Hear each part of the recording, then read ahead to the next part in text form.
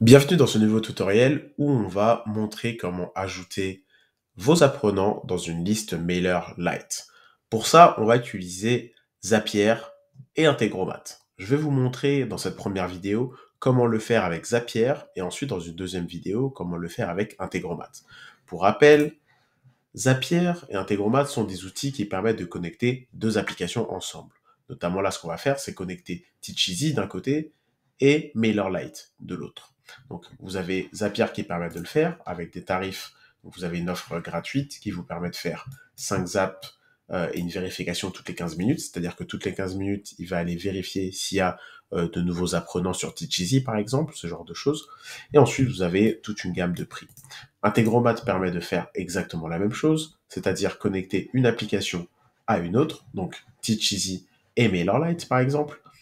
Euh, Integromat globalement est moins cher que Zapier, donc vous voyez là ça commence à 9 dollars, 29 dollars, etc. Là où Zapier commençait plutôt à 17 euros, il me semble. Ils vont avoir la même intervalle, 15 minutes, 5 minutes, voilà, etc.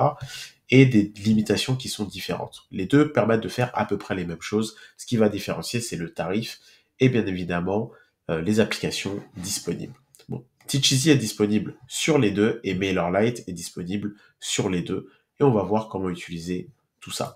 Donc premièrement, on va commencer par aller se chercher une formation. Donc on a ici une formation que j'ai déjà créée qui s'appelle Formation qui envoie sur MailerLite.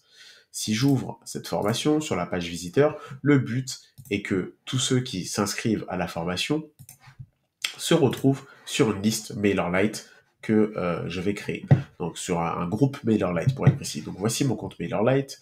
Je vais créer un groupe qu'on va appeler Formation Teacheasy par exemple. Hop. On crée le groupe. Et le voici. On voit bien qu'il a 0 subscriber. Notre but, c'est que dès que quelqu'un s'inscrit à cette formation, il revienne sur ce groupe-là. Donc pour ça, on va aller, hop, je vais fermer ça. On va aller sur Teacheasy, on va sur la formation et on va dans Paramètres. Tout en bas des paramètres, vous allez avoir des webbooks qui vont permettre à Teacheasy de notifier l'extérieur que vous avez un nouvel apprenant. On voit qu'il y a un webbook pour l'inscription d'un apprenant, lorsqu'un apprenant termine sa formation et lorsqu'un apprenant termine une leçon. Donc nous, ce qui nous intéresse, c'est quand un apprenant s'inscrit. Donc on va aller sur Zapier et on va ici chercher webbook. Vous tapez webbook comme ça. Donc ici, on crée un zap sur Zapier. Vous vous connectez à votre compte Zapier. Vous tapez ici webbook. Hop. Et là, on doit choisir MailerLite. Donc on choisit MailerLite. Hop, et c'est bon. Donc là, Zapier nous demande qu'est-ce qui doit se passer sur le webbook, qui doit ensuite se passer sur MailerLite. Donc nous ici, ce qu'on veut, c'est récupérer le hook, comme ça. Donc pas le raw, mais vraiment le hook normal. Et ce qu'on veut ensuite, c'est créer un subscriber. Créer ou updater un subscriber. Nous, dans notre cas, ça va être créer un subscriber. On continue comme ça, et on va le configurer. Donc on fait try it. On continue. Il va nous emmener sur plusieurs choses. Ici, il va nous donner une URL. Cette URL, c'est celle-ci qu'on doit aller copier dans Teacheasy.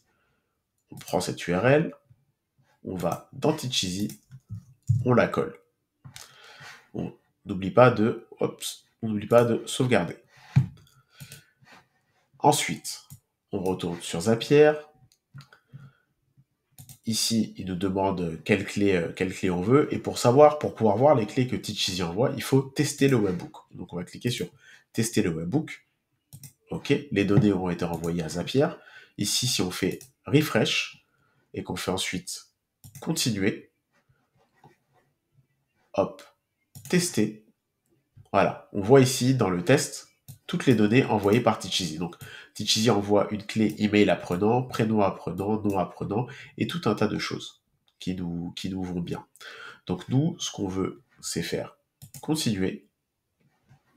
Ici, dans MailerLite, ce qu'on veut, c'est créer un subscriber. Donc, on fait continuer.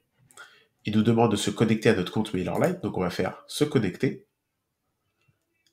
Et là, il nous demande une clé d'API. Donc cette clé d'API, Pour la trouver dans MailerLite, vous allez dans MailerLite, vous allez ensuite dans vos settings, hop, hop, hop, hop, hop, hop, hop, c'est là, Account Settings de MailerLite. Ici, on devrait avoir quelque part donc le Default Settings. Ce n'est pas ici, j'ai l'impression. Alors, c'est plutôt dans les intégrations, pardon. Donc, vous allez dans les intégrations. Ici, on vous dit qu'on veut utiliser le développeur API. Et ici, vous allez voir une API key, c'est celle-là qu'on copie. On revient sur Zapier qui demandait de se sign in. On colle la fameuse clé. On fait oui, je continue. Et du coup, on est connecté à notre compte MailerLite. Donc là, je vois que j'ai mon compte Teach Easy Demo. Je peux faire continuer. Et là, il me demande dans quel groupe je veux faire cette action. Donc moi, je vais choisir bien évidemment le groupe qui s'appelle Teach Easy Demo, ou plutôt, pardon, ce n'est pas Teach Easy Demo, c'est Formation Teach Easy. Voilà. Si on revient ici, dans nos subscribers et ensuite dans nos groupes, nous, on veut ajouter à cette formation, celle qui a 0 subscriber pour l'instant. Donc c'est celle-ci, Formation Teach Easy. Ici, pour l'email, on va pouvoir aller choisir justement les clés qui ont été envoyées par le webbook. Ici, on peut choisir n'importe quelle des clés qu'on a configurées dans cette section-là. Et toutes les clés Teach Easy sont écrites en français pour que vous puissiez les comprendre. Donc il vous suffit de faire aussi une petite recherche, par exemple. Ici, je vais mettre email apprenant. Email apprenant. Ici, dans le nom, je vais pouvoir taper prénom, par exemple. Si je fais une petite recherche, alors que c'est pas ici du tout, parfois c'est mal indiqué, c'est dans le search. Ici, vous tapez prénom, donc vous voyez, on a prénom apprenant qui vient mettre le petit prénom ici, ce sera remplacé de manière automatique. Ici, ça nous demande l'autorépondeur, par défaut, si ça doit être envoyé à l'autorépondeur ou pas. Nous, bien sûr, on va mettre vrai. Est-ce que on doit le resubscribe?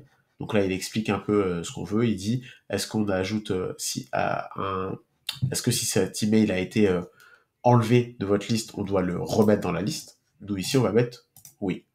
Voilà. Pour le nom de famille, on peut nous chercher le nom. Encore une fois, je me suis trompé de champ. C'est ici. On met nom. On a nom apprenant, nom adresse, et nous, c'est nom apprenant qu'il nous faut. On ressort. Ici, il nous demande la compagnie, nous, on n'a pas cette info. Il nous demande la country. Il me semble que dans Teach Easy, on vous donne l'adresse de facturation si vous l'avez activé.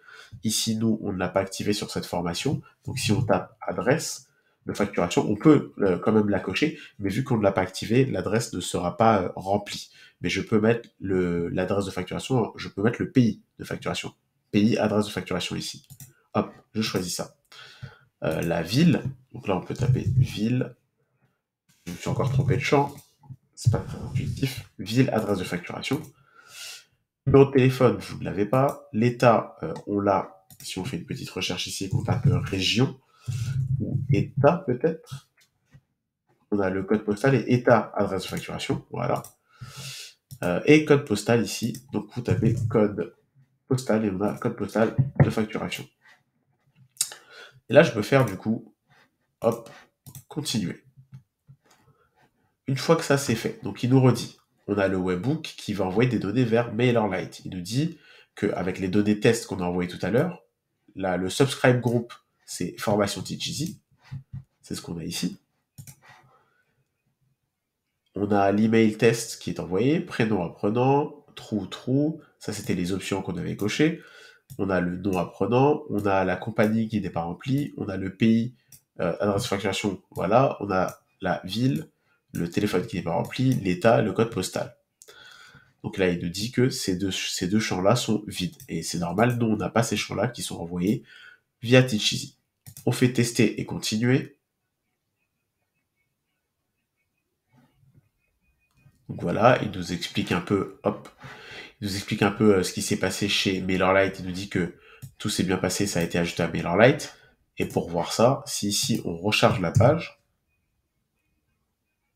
on voit bien que maintenant il y a un subscriber. Donc le test a fonctionné et du coup on peut confirmer en disant turn on zap, donc pour dire qu'on active ce zap. Donc on l'active.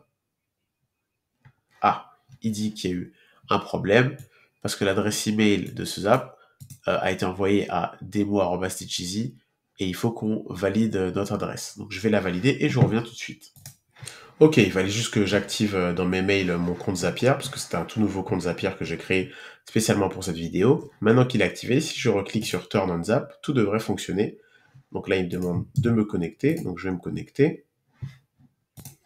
Bon, je me suis connecté. Là, je recommence Turn on Zap.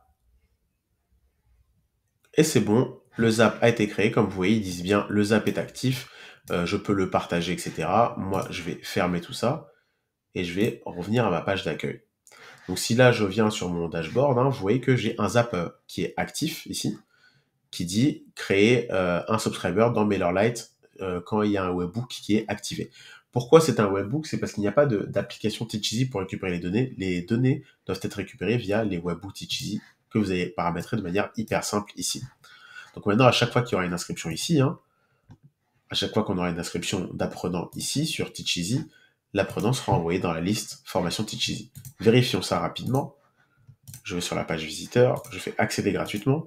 Ici, je vais mettre, je vais m'inscrire moi-même en mettant demo@teacheasy. Teacheasy demo. On va se mettre un mot de passe. Voilà, donc j'ai finalisé mon inscription en mettant mon mot de passe. Donc vous voyez que mon compte maintenant, ce compte apprenant, ceci est un compte apprenant que j'ai appelé Demo Teacheasy. On voit bien qu'il est là, qu'il a sa formation, à laquelle il a accès, qui peut commencer. Mais surtout, nous, ce qu'on veut maintenant, c'est savoir ce qui s'est passé dans Zapier.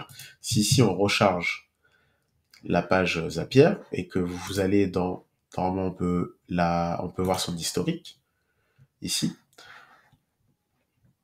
On voit ici qu'il y a eu une tâche qui a été faite à 19h, je sais pas si c'est là, hop, c'est ça. On voit qu'il y a une tâche qui a été faite à 19h09, 47 secondes, avec, comme on voit ici, les données qui ont été envoyées. On voit que c'est demo@teacheasy qui a été envoyé, et tout un tas de choses. Sachant que Zapier fait des vérifications toutes les 15 minutes. Donc si vous avez plein d'apprenants et que vous ne voyez pas les résultats tout de suite, vous attendez 15 minutes et vous revenez pour vérifier ça. Et donc pour vérifier que tout s'est bien passé, là je vois bien que ça s'est passé à 19h09, 47 secondes, et je vois que ça a été un succès.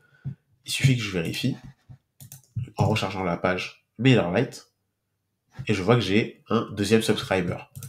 Si maintenant je me déconnecte ici et que je veux recréer, hop, voilà, et que je veux recréer un nouvel apprenant, donc je reviens sur la page visiteur, je vais me prendre un nouveau faux email, donc on va utiliser ce qu'on appelle Yopmail qui permet de créer des emails poubelles. Donc ici je vais dire je suis un email poubelle, voilà, at yopmail.fr, continuer, Teacheasy Demo 2, je vais me créer un mot de passe. Donc là, je suis sur mon compte, hop, si je reviens sur là, donc vous voyez bien, je suis sur le compte, je suis un email poubelle, je reviens, donc il a accès toujours à la même formation. Si on recharge la page MailerLite, on voit que maintenant on a 3 personnes. Donc tout s'est bien passé, Zapier a bien fait tout ce qu'il fallait, et on voit d'ailleurs que ici c'est instantané, parce que par défaut, en fait, sur mon compte actuel, je suis sur la version pro, parce que je suis dans une version d'essai, donc je suis dans la version pro. Donc voilà, donc c'est quasiment instantané, mais sachez que ça peut prendre 15 minutes pour être effectif. Alors, sachant qu'en plus, et ce qu'il faut savoir, c'est que les webhooks sur Zapier ne peuvent être utilisés qu'avec la version payante de Zapier. C'est-à-dire que si je vais dans la page de prix de Zapier, alors changer le plan, il va nous remettre les tarifs. Les webhooks ne sont possibles qu'avec la version à 17 €. Voilà. Donc si vous avez Zapier en version gratuite, malheureusement, vous ne pourrez pas utiliser les webhooks, donc vous ne pourrez pas connecter Teacheasy et MailerLite avec Zapier. Donc voilà. Il faut là forcément une version payante qui commence à 17,95 €. Néanmoins, dans la prochaine vidéo, je vais vous montrer comment faire cela avec Integromat. Et Integromat a une version gratuite qui fonctionne avec les webhooks. Donc à tout de suite.